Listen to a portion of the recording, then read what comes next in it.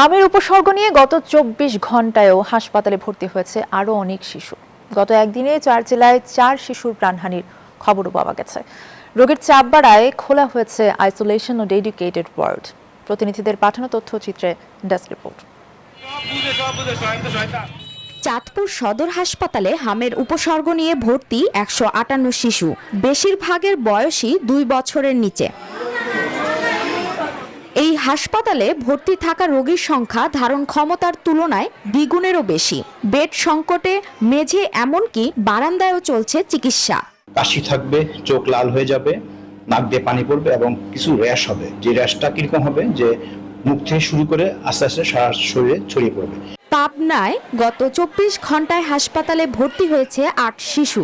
Isolation centre খোলা হলেও এখানে রয়েছে বেড সংকট। চারিদিকে হামের প্রাদুর্ভাব দেখা যাচ্ছে, দ্রুত কোনো চিকিৎসকের শরণাপন্ন হওয়া উচিত।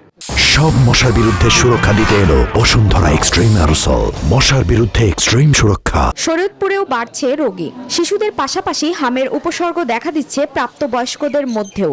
অবশ্যই আমরা আতঙ্কিত, সারা দেশে ইতিমধ্যে হাম মহামারী আকার ধারণ করছে। কুষ্টিয়ায় গত ২৪ ঘন্টায় হামের উপসর্গ নিয়ে হাসপাতালে ভর্তি হয়েছে ৩৫ শিশু। মোট চিকিৎসাধীন ১০৯ জন। চালু হয়েছে আলাদা হাম ওয়ার্ড।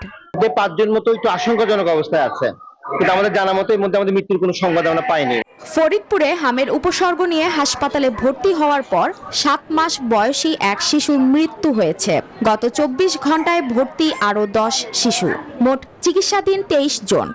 এই হামের জন্য আসছি, কোনো সিট পাইতেছি না, বাচ্চাদের নিয়ে নিচে এসেছি আর কি। আমরা এই প্রাদুর্ভাবটা মোকাবেলা করার জন্য সর্বোচ্চ চেষ্টা করতেছি। রাজশাহী মেডিকেল কলেজ হাসপাতালে গত ২৪ ঘন্টায় হামের উপসর্গ নিয়ে হাসপাতালে ভর্তি আছে ১৩২ শিশু।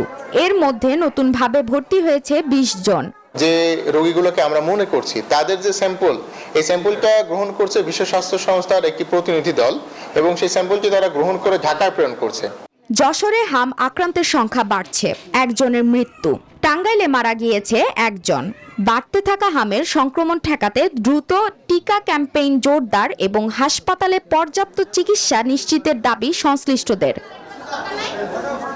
Desk report, news 24।